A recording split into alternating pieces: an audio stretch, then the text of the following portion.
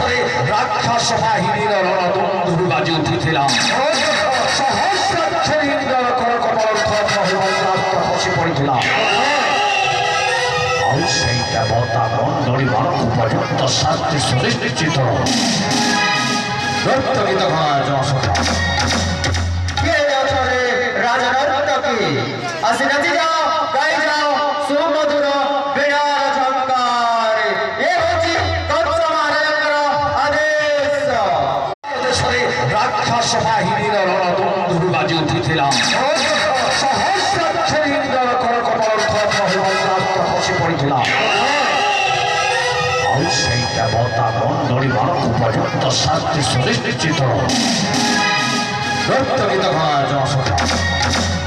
কে অছরে রাজা নর্তকী আসি নাচি যাও গাই যাও